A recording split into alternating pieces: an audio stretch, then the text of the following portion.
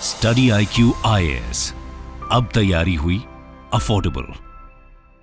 Sociology की एक series start करेंगे जिसके अंदर कंटेंट सोशलॉजी का है, लेकिन कॉन्सेप्ट्स पे फोकस करेंगे हम। बिकॉज नॉर्मली सोशलॉजी में देखा जाता है कि लोग सिर्फ थिंकर्स पे फोकस करते हैं, जो कुछ टर्म्स है क्वेश्चन में ऑफन अपीयर होते हैं, कुछ ऐसे कॉन्सेप्ट्स जो आपके सिलेबस के अंदर है। There has to be some deeper understanding of that, and there has to be connection of those topics with the other topics. Series का नाम है 3 कॉन्सेप्ट्स ए डे। हर दिन हम 3 कॉन्सेप्ट्स को डिस्कस करेंगे, जिसके अंदर कभी कॉन्सेप्ट्स आएंगे, कभी टर्म्स आएंगे, कभी थिंकर्स आएंगे, डिपेंडिंग अपॉन देम। कुछ कंटेंट है जो डायरेक्टली सिलेबस से कनेक्टेड है, और कुछ कंटेंट है जो सिलेबस से कनेक्टेड है बट इनडायरेक्टली, जिसको आपको यूज करना है सिलेबस के अंदर टू एनरिच योर कंटेंट।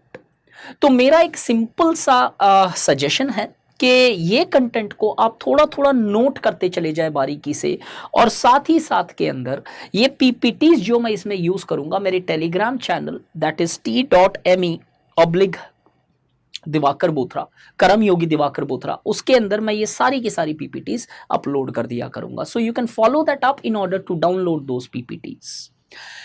इस पूरी सीरीज का गोल क्या है? अगर मैं देखूं इस पूरी सीरीज का गोल, तो मेरे पॉइंट ऑफ व्यू से मेरे 2 गोल है इस सीरीज से। एक, आपकी एक कॉन्सेप्ट के ऊपर क्लियरिटी हो जानी चाहिए, एक एक टर्म के अंदर एक डीपर एनालिसिस और प्योर अंडरस्टैंडिंग आपके पास आनी चाहिए। सेकंड, आपका एक नोवल कंटेंट ऐड हो, क्योंकि नॉर्मली हम एक बहुत ही लिमिटेड सोर्स फॉलो करते हैं। बहुत सारे majority of the aspirants who are appearing for sociology ज़्यादातर हरलम्बर्स या ऐसी किताबें नहीं पढ़ते हैं। वो बहुत ही एक गाइड से पढ़ के आते हैं या कुछ मटेरियल लिमिटेड पढ़ता है, क्योंकि यस टाइम नहीं है। तो उस कॉन्टेक्स्ट के अंदर मैं चाहता हूं कि ये कंटेंट आप ऐड कर लो अपने नोट्स के अंदर, सो दैट कोई नए नोट्स नहीं बनाने पड़े, रेस्पेक्टिवली ऐड हो जाए ये सिलेबस आपके ये कंटेंट आपके सिलेबस के अंदर। और आज का टॉपिक अगर हम देखें, ये एपिसोड 1 है। Regularly every day will try to upload 1 episode discussing 3 concepts. So at the end of the month you have रफली around 90 to 100 concepts with you. आज मैं 4 कॉन्सेप्ट डिस्कस करूंगा, जहां पे पहला टॉपिक होगा एक्सपेरिमेंट्स इन सोशियोलॉजी, जो आपके रिसर्च एंड मेथोडोलॉजी से कनेक्टेड है, चैप्टर 3। और चैप्टर 2 से भी कनेक्टेड है, पॉजिटिविज्म एंड नॉन पॉजिटिविज्म। दूसरा टॉपिक कॉन्वर्जेशनल एनालिसिस, जो आपके चैप्टर 2 से कनेक्टेड है, एथनो मेथोडोलॉजी हेरोल्ड गैरीफिंकल का जो है। तीसरा है काउंटर कल्चर, जो आप आर.के. मर्टन से कनेक्ट कर सकते हो, स्पेशली जब आप डिवियंस की बातें करते हो, कन्फर्मिटी एंड डिवियंस। और चौथा टॉपिक है sociology of conversion, so that at least आपको किस तरीके से किसी चीज की सोशियोलॉजी लिखनी होती है, you should be aware of that. इसके साथ कोई भी टाइप की कई बार क्वेश्चंस आते हैं, sociology of this, sociology of that. चलिए शुरू करते हैं without wasting any time. Yes, I will keep the series अब every episode around 15 to 20 minutes, कभी थोड़ा ज्यादा कभी थोड़ा कम। सबसे पहला टॉपिक देखें तो एक्सपेरिमेंट्स इन सोशियोलॉजी। अगर इसको सिंपल तरीके से पहले समझे कि यहां तक सोशियोलॉजी पहुंची कैसे। भाई सोशियोलॉजी तो एक ह्यूमैनिटी डिसिप्लिन है, ये साइंस की बातें कहां से होने लगी? क्योंकि एक्सपेरिमेंट साइंस के अंदर होते हैं। इनिशियली जब सोशियोलॉजी का बर्थ हो रहा था, तो सोशियोलॉजी के बर्थ के टाइम के अंदर the initial classical sociologist sociology को इक्वेट कर देते हैं साइंस से। क्यों करते हैं भाई इक्वेट साइंस से? क्या जरूरत पड़ गई? इसलिए जरूरत पड़ गई because there was a counter attack from the other social sciences, because they believed कि एक अगर नया डिसिप्लिन एस्टैब्लिश होगा तो उनके सब्जेक्ट मैटर को ले लिया जाएगा और वो सब्जेक्ट मैटर कट शॉर्ट हो जाएगा, तो वो नहीं बनना देना चाहते थे। दूसरी चीज, साइंस उस टाइम काफी इंप्रूवमेंट लेके आ रही थी लोगों के लाइफ में। Anything which was considered as a science was always attractive to the common man. तो जब एक नया डिसिप्लिन बनता है तो लोगों के अंदर अगर एक्सेप्टेबिलिटी ज्यादा होगी तो ग्रोथ ज्यादा होगा उस डिसिप्लिन का। तो इजिली एक्सेप्टेबल कराने के लिए, और दूसरा अपनी स्पेस बनाने के लिए, away from the other social sciences like that of political science, anthropology, philosophy, economics, एक सोशल स्टैंड लिया गया जहां पे सोशियोलॉजी को साइंस से इक्वेट किया गया। ये लोग जो सोशियोलॉजी को साइंस से इक्वेट करते हैं, इन्हें बोला जाता है पॉजिटिविस्ट या पॉजिटिविज्म आइडियोलॉजी फॉलो करने वाले लोग। अब जब सोशियोलॉजी साइंस से इक्वेट कर दी गई, for example hierarchy of science August Comte की थियरी, माइल डर्कहाइम की सोशल फैक्ट की थियरी, तो सोशियोलॉजी अगर साइंस है तो ये मेथड्स भी कहीं ना कहीं साइंस के फॉलो करेंगे। तो इधर आया साइंटिफिक मेथड। अब इस साइंटिफिक मेथड में क्या मेथड्स होते हैं? द साइंटिफिक मेथड्स के अंदर जो साइंस के अंदर जो मेथड यूज होते हैं वो होते हैं साइंटिफिक मेथड। अब ये साइंटिफिक मेथड में कौन सा मेथड यूज होता है भाई? वो है एक्सपेरिमेंट्स।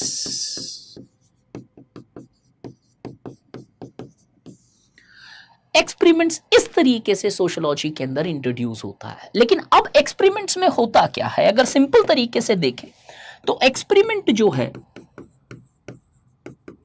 एक ऐसा रिसर्च मेथड है जिसके अंदर कंट्रोल्ड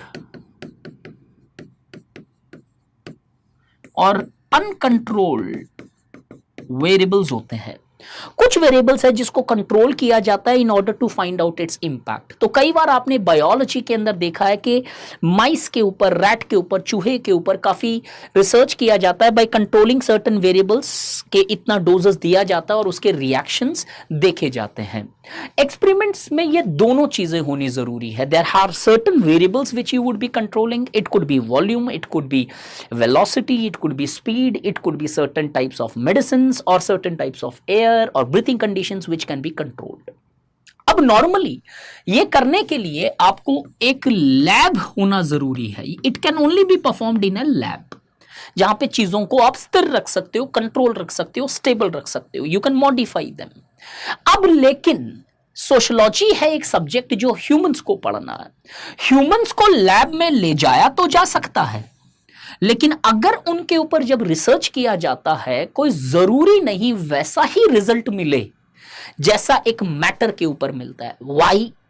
बिकॉज मान लेते हैं कि मैटर के ऊपर जब किसी चीज को कंट्रोल किया जाता है, उसके रिएक्शंस देखे जाते हैं, देयर इज अ पॉसिबिलिटी आप एक कंक्लूजन पे पहुंच सकते हो। लेकिन मुझे अगर किसी लैब में ले जाया जाए और मेरे ऊपर कुछ कंट्रोल्ड फैक्टर रखा जाए, मान लो मेरा खाना कंट्रोल कर दिया गया, पहले थोड़ा दिया गया, फिर थोड़ा ज्यादा, फिर थोड़ा ज्यादा, और मेरे गुस्से को इवैल्यूएट किया गया, मेरे रिएक्शंस देखे गए, तो हो सकता है कि मैं रॉन्ग कंक्लूजन पे पहुंच जाऊं। सर ऐसा कैसा? कंट्रोल्ड वेरिएबल्स के अकॉर्डिंगली आपका कॉज एनालिसिस हो पाएगा उधर कि आपका गुस्सा डायरेक्टली या इनडायरेक्टली कितना रिलेटेड है आपकी हंगर से।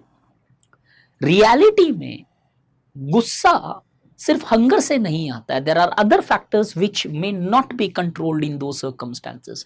मान लो किसी दिन मेरा मूड अच्छा है और कम ही खाना दिया, तो देयर इज अ पॉसिबिलिटी कि मुझे कोई गुस्सा भी नहीं आया। उस दिन आपका एक्सपेरिमेंट कोलैप्स कर जाएगा। अरे ये कैसा कॉन्ट्राडिक्टरी रिजल्ट आया?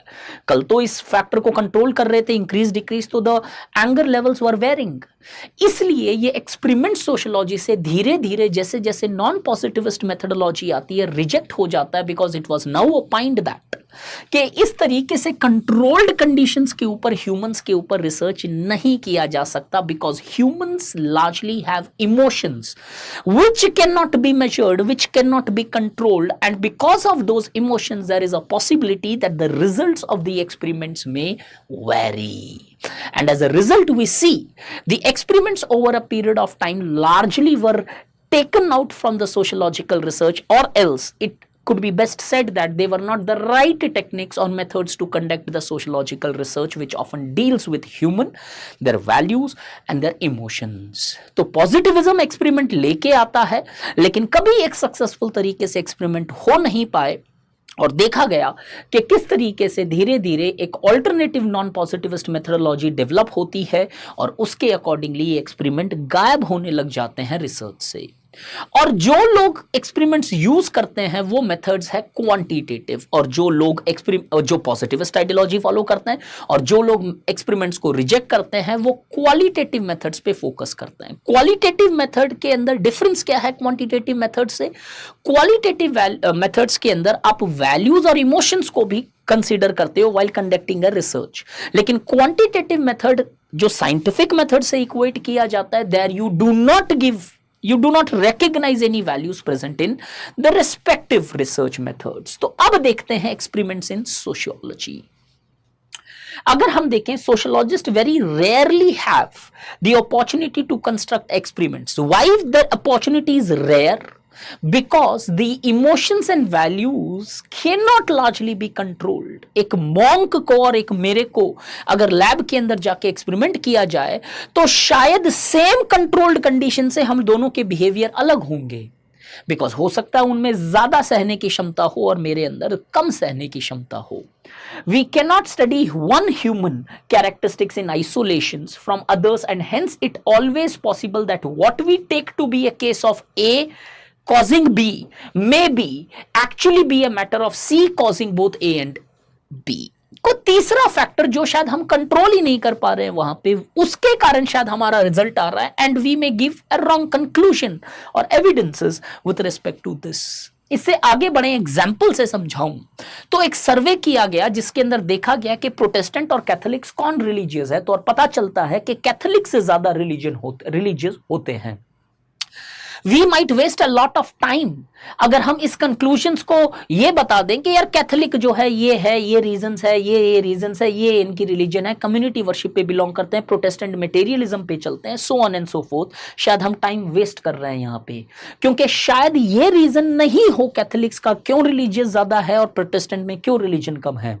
देयर इज अ पॉसिबिलिटी कि अगर मैं थर्ड फैक्टर इंट्रोड्यूस कर दूं एज के अकॉर्डिंगली, तो ये देखा जा सकता है कि ये कैथोलिक्स वाले तो ज्यादा एज्ड लोग थे और प्रोटेस्टेंट में एज कम थी, यंग लोग थे। And now there is a possibility कि उनके रिलीजन, उनके कैथोलिक या प्रोटेस्टेंट होने से वो रिलीजियस कम या ज्यादा नहीं हो रहे थे, वो शायद अपनी एज के कारण कम या ज्यादा रिलीजियस थे, क्योंकि सेम एज वाले प्रोटेस्टेंट के अंदर हो सकता है they are equally religious like that of Catholic. So what happened, जैसे ही मैंने एज का थर्ड वेरिएबल इधर इंट्रोड्यूस किया तो आई रियलाइज्ड कि कैथोलिक और प्रोटेस्टेंट का रिलेशनशिप जो रिलीजन या सेक्ट के अकॉर्डिंगली था, that actually fail. And this is the reason कि ये चीज एक्सपेरिमेंट सोशियोलॉजी के अंदर is not a famous proposition to conduct a sociology viable sociological research which is reliable, valid and credible. Science में ज्यादा से ज्यादा इसके ऊपर रिस्ट्रिक्शंस होते हैं, साइंस में एप्लीकेशंस होती है, सोशियोलॉजी में इसके अंदर बहुत रिस्ट्रिक्टेड तरीके से ये किया जा सकता है। तो ऑल्टरनेटिव क्या है? एट द बेस्ट एक्सपेरिमेंट्स कब किए जा सकते हैं सोशियोलॉजी के अंदर? क्या कभी किए ही नहीं जा सकते? क्वेश्चन आ सकता है मीन्स में कि experiments are not possible. No, there is a possibility जब आप थर्ड फैक्टर को बहुत अच्छी तरीके से आइडेंटिफाई कर सको और उसको कंट्रोल कर सको जहां तक पॉसिबल हो।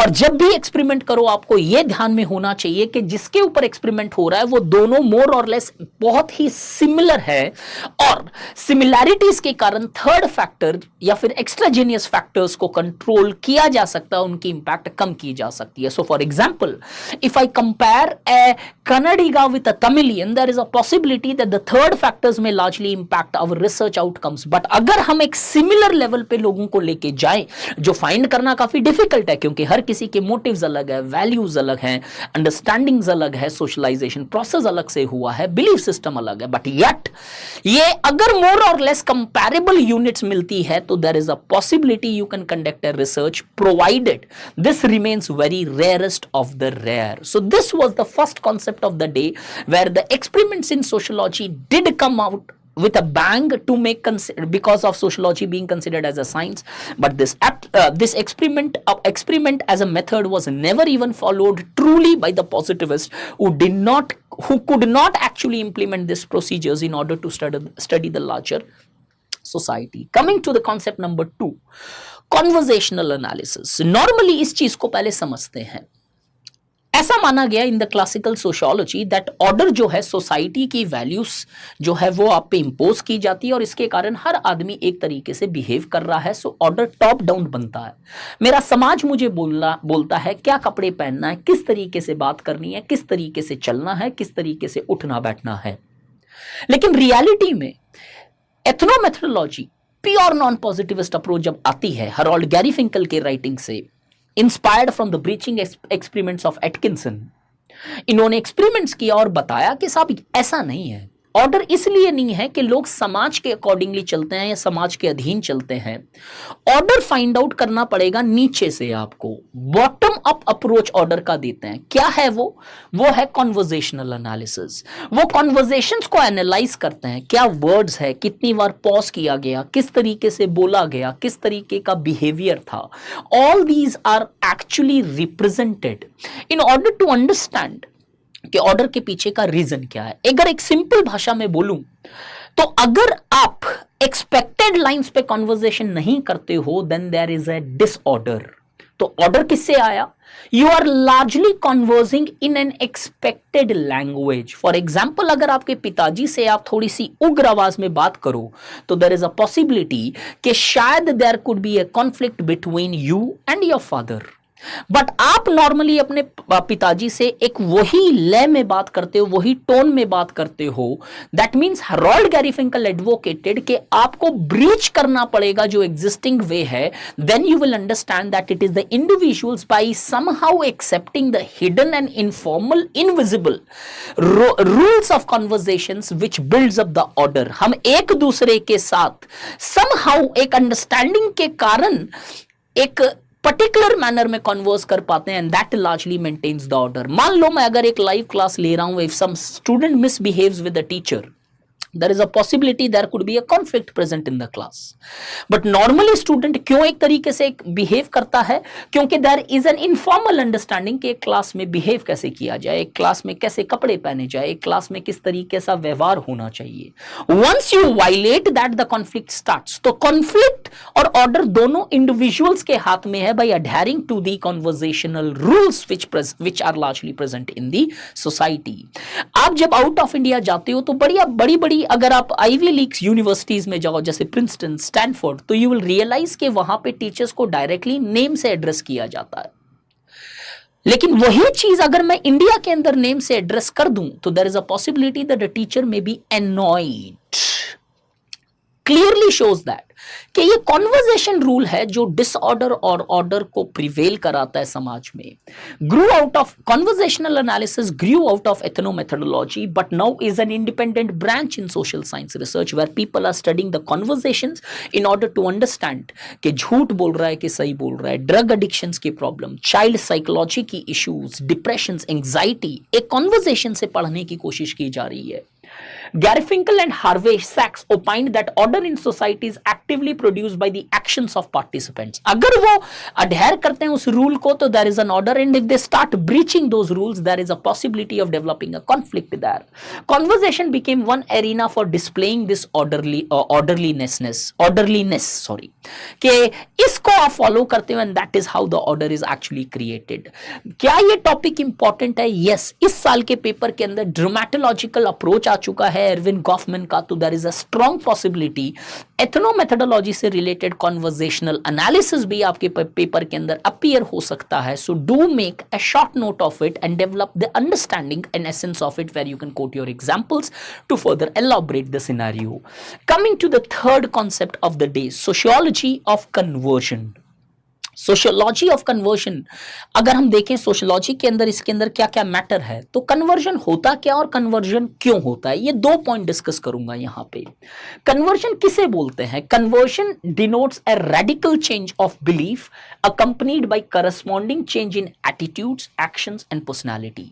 एक ऐसी चीज जो आपके बिलीफ्स को रेडिकली बदल देती है और उसके कारण आपकी दिनचर्या, एक्शंस, रिचुअल्स या पूजा पाठ या कुछ और लाइफ को सोशलाइज या कल्चरली रीड करने के तरीके बदल जाते हैं।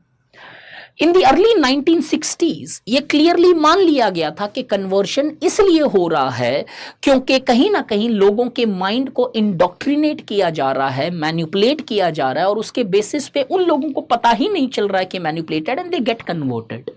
It was common to suppose that people who abruptly change beliefs has been brainwashed to accept ideas they would normally find implausible. Kerala story हमने देखी, उसके अंदर हम इसका बहुत एक इंपॉर्टेंट एस्पेक्ट देखा जा सकता है कि किस तरीके से इंडोक्ट्रिनेट किया जाता है। लेकिन आगे जाके इसके ऊपर काफी बहस हुई कि क्या सच में कन्वर्शन लोगों को ब्रेन वॉश करके ही हो रहा है, क्या कोई चॉइस नहीं है बंदे की, particular person is not having an independence, कि कई लोग कन्वर्ट करते हैं in order to largely not by indoctrination but by their strong belief systems. Take an example of B.R. Ambedkar sir, जो हिंदुइज्म से बुद्धिज्म की तरफ कन्वर्ट हो जाते हैं, उनको इंडोक्ट्रिनेट नहीं किया गया। He largely got converted into a particular other religion because of his own belief systems, that Buddhism being considered as egalitarian and the caste largely present in Hinduism is hampering the growth of the or mobility of the lower caste people. तो दो debate आती है कि conversion क्यों करते हैं लोग, what is the cause behind conversion.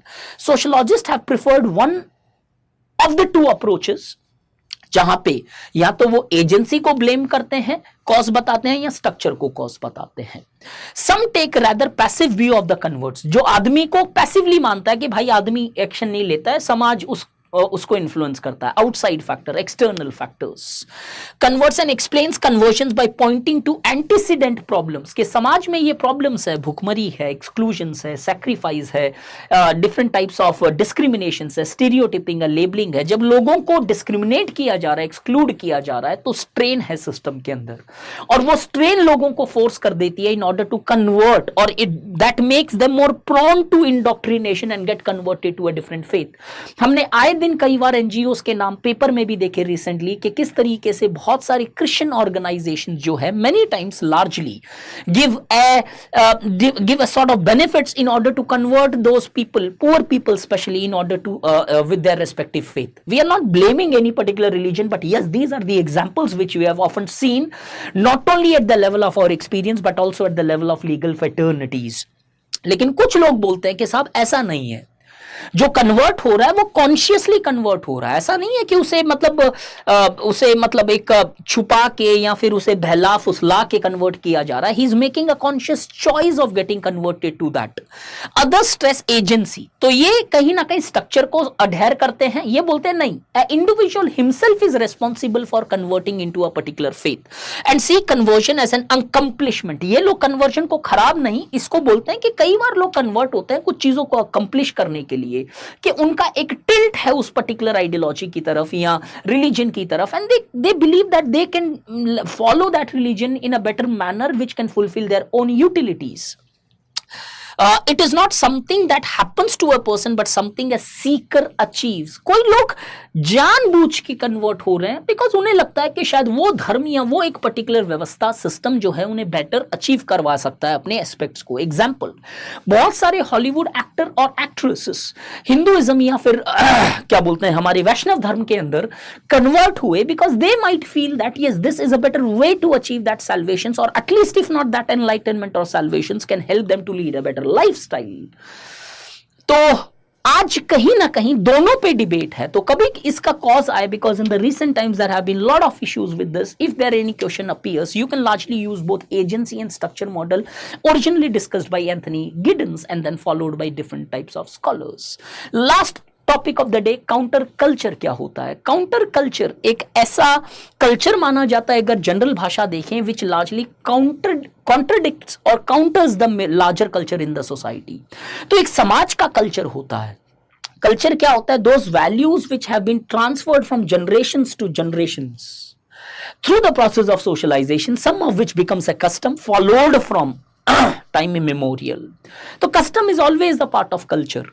Counter culture क्या होता है कि ये जो लार्जर समाज का कल्चर होता है उसके अगेंस्ट में होता है. तो अगर ये ए बोल रहा है तो ये ए माइनस की बात करेगा. The values present in the counter culture will contradict the larger culture. क्या होता है ये काउंटर कल्चर? 1960s में the term was popularly used to describe people who dropped out of from the mainstream culture. Common themes of counter culture जो west में हुआ करती थी, sexual freedom, recreational drug use, criticism of